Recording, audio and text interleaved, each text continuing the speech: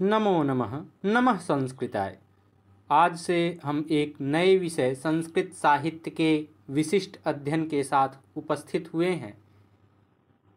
इसमें हम संस्कृत साहित्य के जो विशिष्ट ग्रंथ हैं, जिनमें बुद्ध चरितम, रघुवंशम, कुमार संभवम, अभिज्ञान शाकुंतलम, उत्तर रामचरितम, ये जितने भी ऐसे ग्रंथ हैं जो प्रतियोगी परीक्षाओं में पूछे जाते हैं और मुख्य रूप से यूजीसी नेट के पाठ्यक्रम में भी यह संकलित हैं, ऐसे कुछ ग्रंथों का हम अध्ययन करेंगे, जिनमें आज सबसे पहला ग्रंथ है बुद्ध चरितम। बौद्ध दार्शनिक महाकवि अश्वघोष द्वारा रचित बुद्ध चरितम ग्रंथ भगवान बुद्ध के जीवन के महत्वपूर्ण विषय से संबद्ध 28 सर्गों का एक महाकाव्य ग्रंथ है। वस्तुतः महाकवि अश्वघोष द्वारा रचित मात्र 14 सर्ग ही उपलब्ध होते हैं। 19वीं शताब्दी में अमृतानंद ने इसमें 4 सर्ग जोड़ दिए। हरप्रसाद शास्त्री को भी यह ग्रंथ 14वें सर्ग पर्यंत ही उपलब्ध हुआ है। यद्यपि बुद्ध चरित के चीनी व तिब्बती भाषांतर में 28 सर्ग उपलब्ध हैं। बुद्ध चरितम के प्रथम सर्ग में भगवान बुद्ध का जन्म शेष 15 से 28 सर्ग पर्यंत क्रमशः बुद्ध का काशी गमन, शिष्यों को दीक्षा दान, महाशिष्यों का संन्यास लेकर के जाना, निर्वाण भाग, महापरिनिर्वाण, निर्वाण की प्रशंसा तथा धातु विभाजन का निरूपण किया गया है। हम बुद्ध चरितम ग्रंथ का सामान्य परिचय अध्ययन करते हैं। अगर इनके लेखक की बात की जाए तो महाकवि अश्वघोष द्वारा यह रचित ग्रंथ है। विधा है महाकाव्य, इसमें कुल 28 सर्ग हैं और इसमें मुख्य रूप से उपजाति और अनुष्टुप छंद है। मुख्य रस इसका है शांत। इसके नायक हैं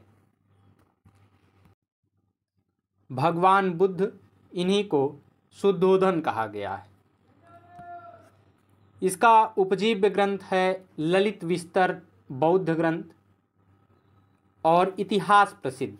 अंगी रस है इसमें शांत रस और मुख्य रस भी शांत रस ही है। यह ग्रंथ 2 भागों में विभक्त है, एक पूर्वार्ध भाग और दूसरा उत्तरार्ध भाग।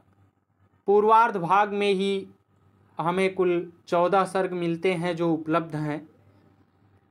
इसकी रीति वैदर्भी है, गुण प्रसाद है एवं माधुर्य। अगर श्लोक संख्या की बात की जाए कि इसमें कुल कितने श्लोक हैं, तो कुल 2137 श्लोक हैं और यह श्लोक संख्या बुद्ध चरितम के अनुवादक पंडित रामचंद्र दास शास्त्री जी के द्वारा लिखित टीका से दिया गया है।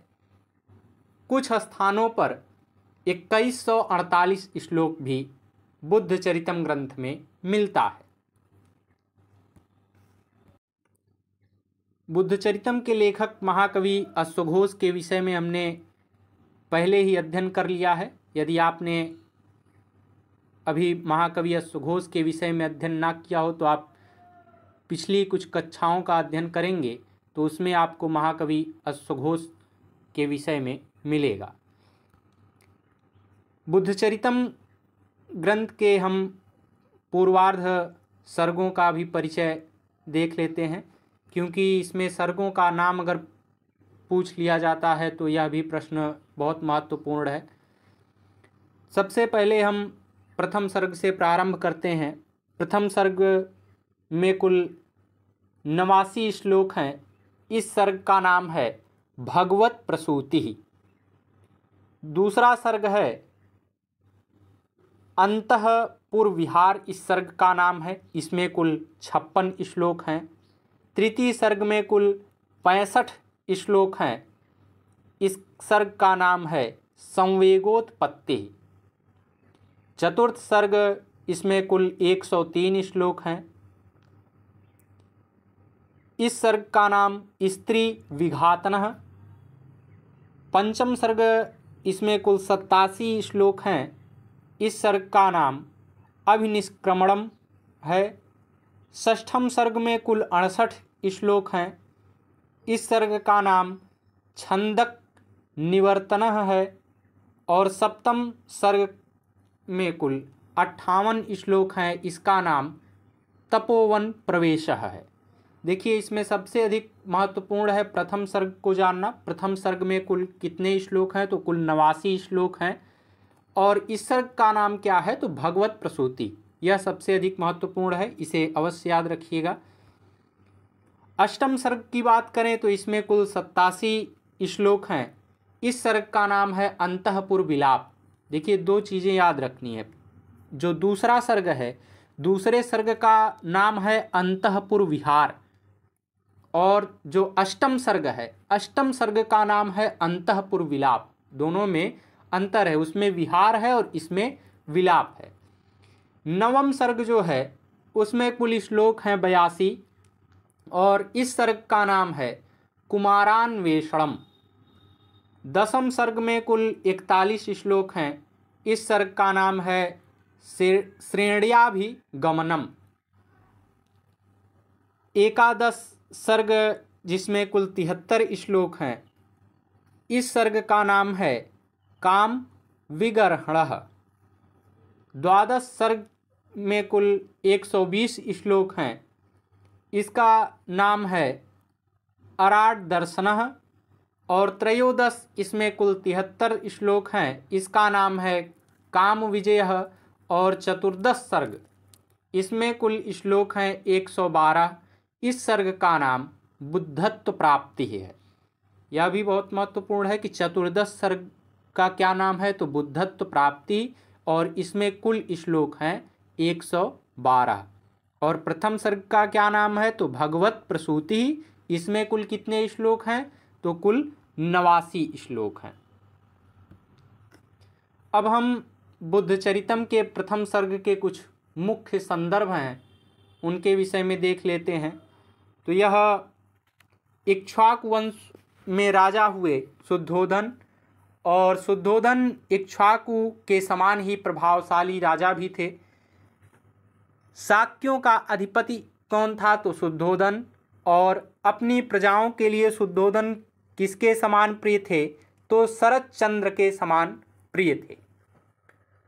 उस इंद्रतुल्य राजा शुद्धोधन की शची सदृश रानी थी, जिसकी दीप्ति राजा की शक्ति के समान थी।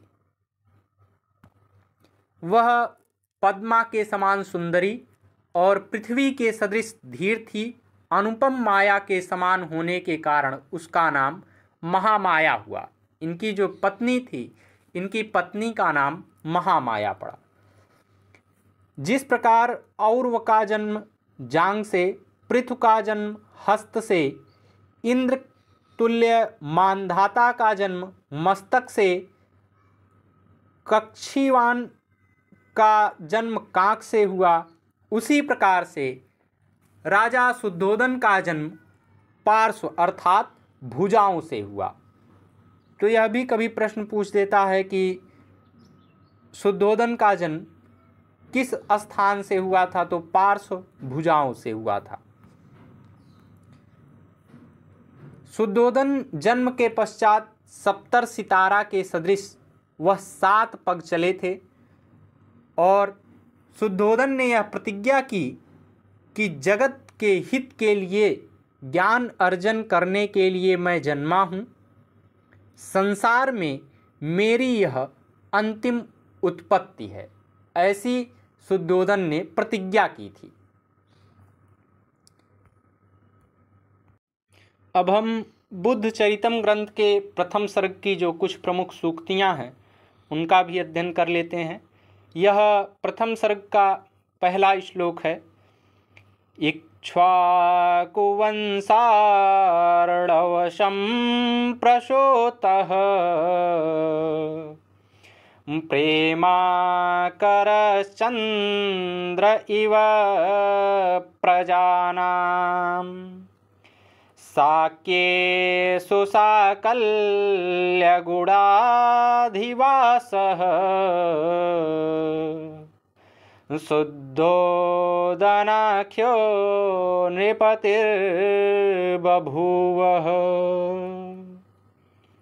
यह आपका वस्तु निर्देशात्मक मंगलाचरण है। अगली सूक्ति है उरोर्यथौर्वस्य पृथोश्च हस्ताद् मान्धातुरेन्द्र प्रतिमस्य मूर्ध्नः कक्षीवतश्चैव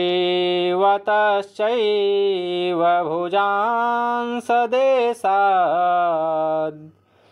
तथा विधं तस्य बभूव जन्म। यह 10वां श्लोक है प्रथम सर्ग का। अगली सूक्ति है दीप्त्या च धैर्येण च योरराज बालो रविर्भूमिमिवावतीर्णः तथातिदीप्तोऽपि निरीक्ष्यमाणो जहार चक्षुषि यथा शशांकः। यह 12वां श्लोक है प्रथम सर्ग का। यह भी बहुत महत्वपूर्ण है। अगली सूक्ति है सहीश्वगात्र प्रभया ज्वलन्त्या दीप प्रभां भास्करसुत्सुमोष महार्हजाम्बो नदचारुवर्णो विद्योतयामास दिशश्च सर्वाः। यह 13वां श्लोक है। अगली सूक्ति है अनाकुलाकोब्जसमुद्धृतानि निष्पेषवद्व्यायतविक्रमाणि तथैव धीराणि पदानि सप्त सप्तर्षितारा सदृशो जगाम। यह पंक्ति बताती है कि राजा शुद्धोधन जन्म के पश्चात सप्तर सितारा के सदृश 7 पग चले थे। यह भी बहुत महत्वपूर्ण है। अगली सूक्ति है चतुर्दिशं सिंहगतिर्विलोक्य वाणीं च भव्यार्थकरीमुवाच। यह 15वें श्लोक की सूक्ति है। अगली सूक्ति है यस्य प्रसूतौ गिरिराज किला वाताहतानौरिव भोश्चाल।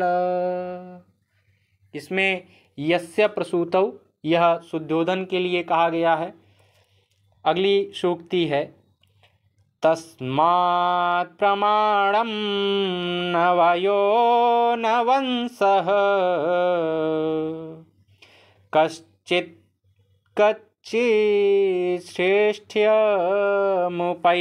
लोके राज्ञां ऋषीणां च हितानि तानि कृतानि पुत्रैरकृतानि पूर्वैः।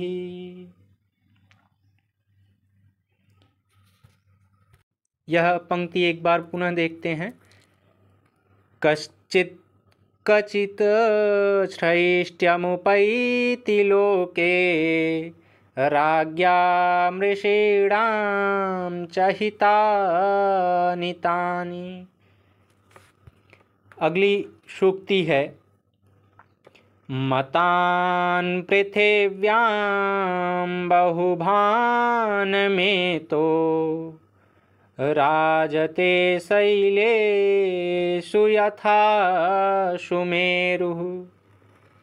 अगली सूक्ति है, दिव्या मयादित्यपदे श्रुता वाग् वाधेय जातास्तनयस्तवोति। अगली सूक्ति है, स्नेहं सुते वेत्सिः बान्धवानाम्। अगली सूक्ति है, सर्वस्वलोकनियतो विनाशः। अगली सूक्ति है, कामसंज्ञं विषमादधीत। और अगली सूक्ति है, मग्नस्य दुःखे जगतो हिताय। और यह श्लोक प्रथम सर्ग का अंतिम श्लोक है, इसलिए यह भी बहुत महत्वपूर्ण है।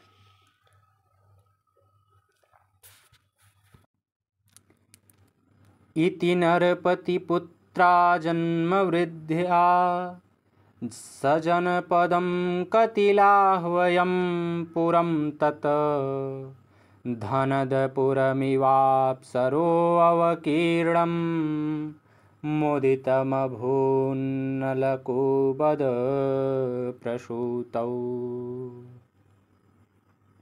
इस प्रकार से हमने बुद्धचरितम ग्रंथ का सामान्य परिचय आज अध्ययन कर लिया।